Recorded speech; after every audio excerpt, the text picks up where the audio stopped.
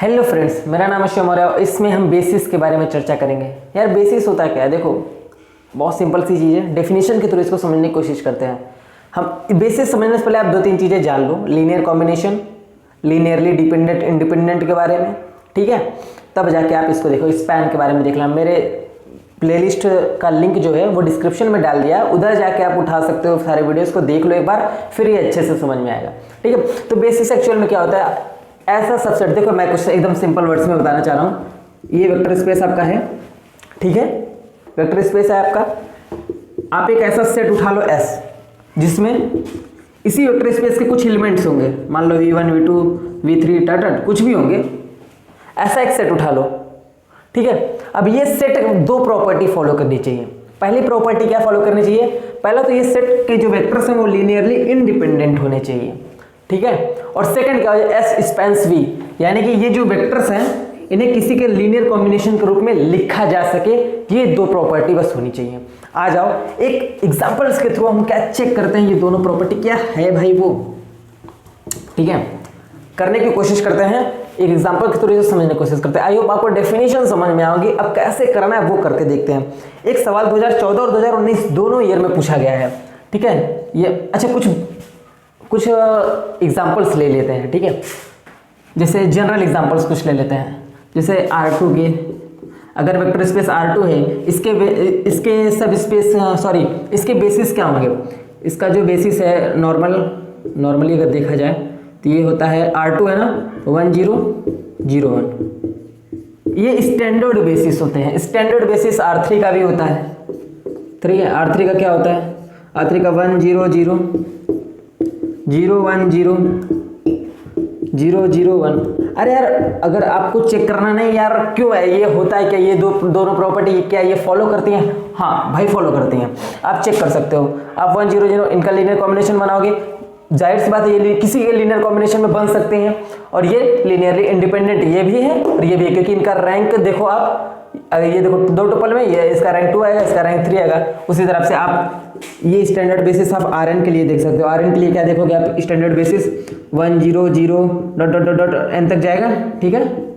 उसके बाद फिर 0 1 0 0 डॉट डॉट डॉट डॉट जाएगा, ठीक है। ये और फिर डॉट डॉट डॉट करके ऐसे 0 0 0 0 0 लास्ट में एक 1 रहेगा 0 के बाद, ठीक है। तो ये आप देख सकते हो, ये जो सेट होगा आपका Rn का एक बेसिस होगा। स्टैंडर्ड बेसिस हैं ये तीनों, ठीक है। बहुत बेसिक एग्जांपल है।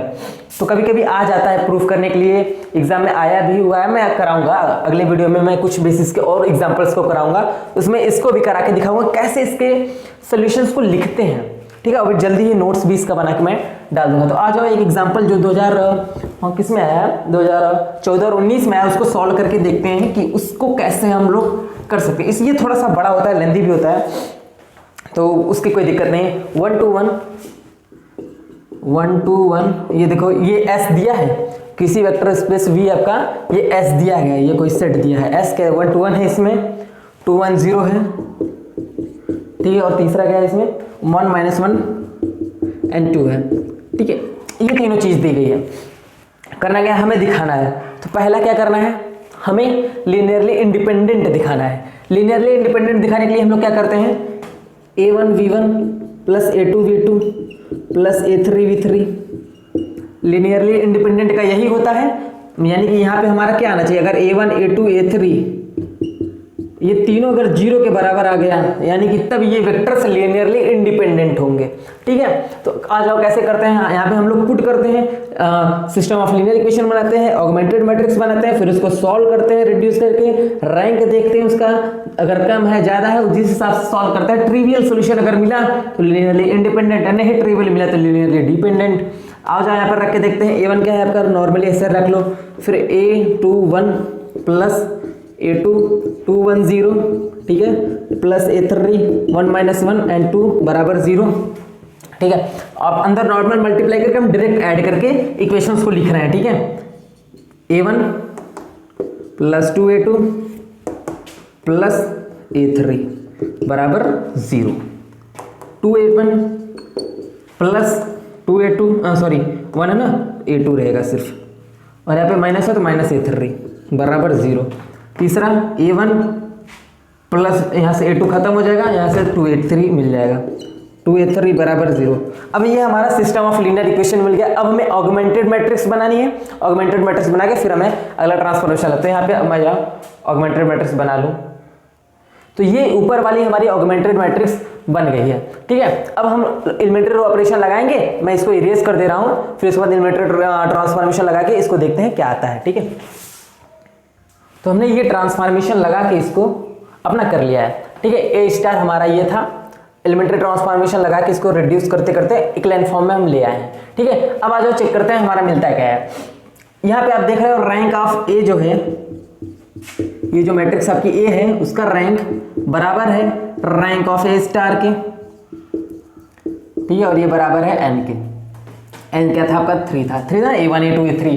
तो ये क्या है आपका यूनिक सोल्यूशन रखता है, यूनिक सोल्यूशन रखता है। यूनिक सोल्यूशन, इसमें यूनिक सोल्यूशन रखने का सिर्फ एक ही मतलब होता है, ट्रिवियल सोल्यूशन। ट्रिवियल सोल्यूशन मतलब A1 A2 A3 तीनों जीरो, समझ रहे हो। हाँ, तो A1 हेंस A1 बराबर A2 बराबर A3 equal to 0। Hence S set S के जो एलिमेंट है, वेक्टर्स जो है S इज लीनियरली इंडिपेंडेंट। ठीक है, हमने एक काम तो कर लिया भाई, लीनियरली इंडिपेंडेंट चेक कर लिया। हमें और भी एक काम चेक करना था, क्या वो स्पैन करता है वो सारे एलिमेंट्स, क्या लीनियर कॉम्बिनेशन बनाते हैं। ऑब्वियसली बनाते हैं, आगे दिखा देता हूँ कैसे बनाते हैं। देखो यार, A1 V1 हमारा जो लीनियर कॉम्बिनेशन था उसको पहले हम लिख लेते हैं। ये कोई लीनियर कॉम्बिनेशन है, ये किसी एक वेक्टर V, इसके V क्या कुछ और नहीं, चलो ठीक है V लेकर रहते हैं। इस वेक्टर्स के लीनियर कॉम्बिनेशन के रूप में ये लिखा जा सके, क्या लिखा जा सकता है? बिल्कुल लिखा जा सकता है। ये 0 0 0 इसके लीनियर कॉम्बिनेशन के रूप में लिखा जा सकता है, क्योंकि आप देखो 0 V1 क्या है आपका, V1 वेक्टर आपका ये है ना, लिख लेते हैं 1 2 1। ठीक है, प्लस A2 क्या है, वो भी आपका 0 है, ये आपका 2 1 0 ये मिल गया। प्लस A3 क्या है आपका, ये भी 0 है, 1 -1 2। यानी कि देख रहे हो आप, इसको एक लीनियर कॉम्बिनेशन के रूप में लिख सकते हो। एक वेक्टर, इस वेक्टर के लीनियर कॉम्बिनेशन के रूप में आप लिख सकते हो। यानी कि जो S होगा वो स्पैनिंग सेट होगा, स्पैन्स V, ये हम लिख सकते हैं। S के एलिमेंट्स को हम लीनियर कॉम्बिनेशन के रूप में लिख सकते हैं। क्योंकि देखो, आप अगर उस तरीके से भी आप करना चाहोगे तो आप क्या करोगे, इन तीनों का बनाओगे मैट्रिक्स, फिर उसका सॉल्यूशन निकलेगा, फिर वही निकलेगा। ठीक है, इससे करने का मतलब हम दिखा दे रहे हैं आपको, ये लिख सकते हैं कि नहीं लिख सकते, इस तरीके से आप लिख सकते हैं, कोई बात दिक्कत नहीं, ये भी तो एक वेक्टर ही है। ठीक है, तो हेंस दोनों प्रॉपर्टी फॉलो की, पहले तो लीनियरली इंडिपेंडेंट मिल गया, दूसरा लीनियर कॉम्बिनेशन के रूप में लिखा जा सकता है, यानी कि S स्पैन्स भी निकल गया। यानी कि वो जो वेक्टर्स था आपका, वेक्टर्स का जो सेट था, सेट आपका S क्या था, मैं यहाँ पे लिख देता हूँ। जो आपका सेट था वो आपका 1 2 1 2 1 0 1 -1 2। ठीक है, S बराबर ये जो सेट है ये फॉर्म करेगा एक बेसिस V3R में। ठीक है, आई होप आपको ये समझ में आया होगा। सिर्फ एक एग्जांपल था इसका, आराम से आपको अच्छा लगा होगा, समझ में आया बेसिस क्या होता है। डायमेंशन की बात करें तो डायमेंशन देखो क्या होता है, जितने एलिमेंट्स होते हैं बेसिस में एक वेक्टर में वो उसका डायमेंशन होता है। जैसे डायमेंशन को समझने की कोशिश करते हैं। अभी इसमें मैं कोई परफेक्ट डेफिनेशन नहीं दे रहा हूँ डायमेंशन की, ठीक है, मैं आपको जस्ट एक ओवरव्यू दे रहा हूँ, क्योंकि अगले लेक्चर में आपको डायमेंशन के बारे में डिटेल में बताऊंगा और कुछ बेसिस पे सवाल भी कराऊंगा, क्योंकि अभी डायमेंशन और बेसिस पे बहुत सारे सवाल आए हुए हैं। ठीक है, उन पर चर्चा करनी बाकी है, 2-3 लेक्चर्स में करेंगे। तो डायमेंशन क्या होता है, जैसे हमने R2 की बात की थी ना, R2 का जो स्टैंडर्ड बेसिस था क्या था, वो 1 2 और 0 1 था। ठीक है, ये आपका स्टैंडर्ड बेसिस था R2 का। इसका जो डायमेंशन है, डायमेंशन को डिम से दिखते हैं। अगर ये कोई वेक्टर V है तो dim of V, vector S है तो डिम ऑफ S बराबर क्या होगा, यहाँ पर 2 होगा, क्योंकि देख रहे हो 2 टपल्स हैं। टपल्स कितने हैं, 2 हैं। अगर R3 की हम बात करें यहीं पे, इसका डायमेंशन क्या होगा, इसका डायमेंशन को हम डिम ऑफ R3 दिखा सकते हैं। ठीक है, इसका क्या होगा, इसका जो स्टैंडर्ड बेसिस था 1 0 0 0 1 0 और 0 0 0 0 1। कितने एलिमेंट्स हैं बेसिस में, 3 है। कितना इसका डायमेंशन कितना, 3 है। तो इसी तरीके से डायमेंशन को लिखते हैं, कोई बहुत बड़ा दिक्कत नहीं इसमें। ठीक है, तो डायमेंशन और कुछ बेसिस के अच्छे क्वेश्चंस को अगले में समझेंगे। आई होप आपको बेसिस अच्छे से समझ में आएगा कि बेसिस वो कैसे हम लोग कैलकुलेशन उसका कैसे करेंगे, ठीक है, कैसे पता करेंगे ये कि बेसिस फॉर्म करता है कि नहीं करता है। तो मिलते हैं अगली वीडियो में।